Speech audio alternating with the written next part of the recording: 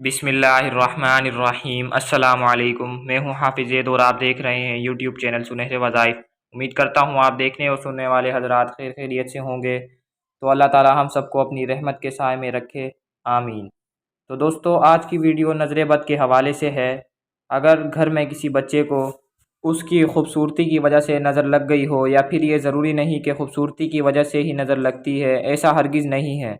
अगर कोई शख्स खाना खा रहा है तो अगर किसी शख्स की नज़र उस खाते हुए शख्स की तरफ पड़ जाए तो भी उसे नज़र लग सकती है। और फिर जब भी नज़र लगती है तो क्या होता है, आप लोग वाकिफ़ होंगे कि क्या क्या करना पड़ता है, मौलियों से दम वगैरह, दुरूद वगैरह। लेकिन अगर आप ये दुआ जब आपको या आपके किसी भी घर के अफराद को हो जाए तो बेशक आप मौलवी के पास जाने के बजाय ये अमल करें। इंशाअल्लाह नज़र बद अगर ना उतरे तो फिर कहना।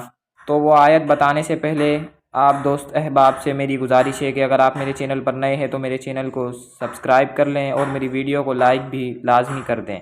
इससे मेरी हौसला अफजाई होगी और फिर मैं और आप दोस्तों के लिए बहुत फ़ायदेमंद वीडियो आप तक शेयर करूँगा। तो आपने अगर किसी बच्चे या बड़े को नज़र लग गई हो या किसी जानवर पर नज़र बद का असर हो तो उसके लिए बावजू ये आयत 3 मरतबा पढ़कर नज़र वाले इंसान या जानवर पर एक दफ़ा दम करें। इसके बाद दोबारा 3 मरतबा पढ़कर दम करें। 3 बार इसी तरह दम करने से इंशाअल्लाह ताला शिफा हासिल होगी और नज़र बद का असर ख़त्म हो जाएगा।